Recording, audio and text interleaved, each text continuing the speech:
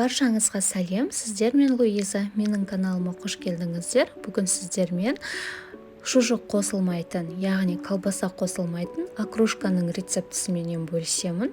Міндетті түрде видеоны соңына дейін қарап, видеоның астына лайк, комментарий жазып қалдырыңыздар.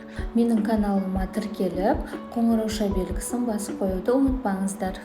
Бізге қажетті заттар: суға пісірілген картоп, жұмыртқа, ет, көкөністер және де қияр қажет болады.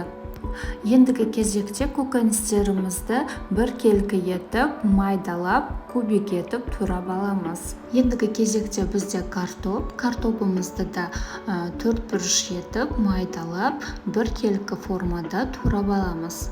Суға пісірілген жұмыртқамызды да майдалап, ұсақ етіп, кубик етіп турап аламыз.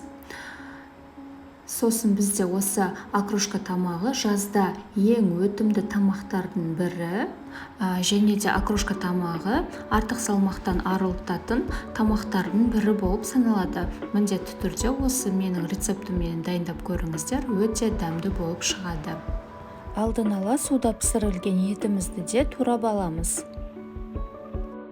Қажетті заттарымыздың бәрін турап алғаннан соң, енді бір бөлек ыдысқа саламыз.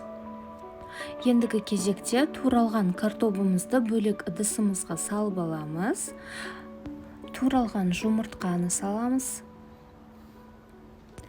Етті қосамыз. Сосын көкөністерімізді және қиярды салып, еттің сорпасына бір кесе сорпадан қосамыз. Еттің сорпасы менен окрошка одан сайын дәмді болып шығады. Ендігі кезекте 1 литр айранымызды құямыз. Сосын 2-3 қасық қаймағымызды қосып, дәбіне қарай тұз салып, жақсылап араластырамыз. Біздің осымен окрошкамыз дайын болды. Міндетті түрде жасап көріңіздер, сіздерге ұнайды деген ойдамын. Сіздермен болған Луиза.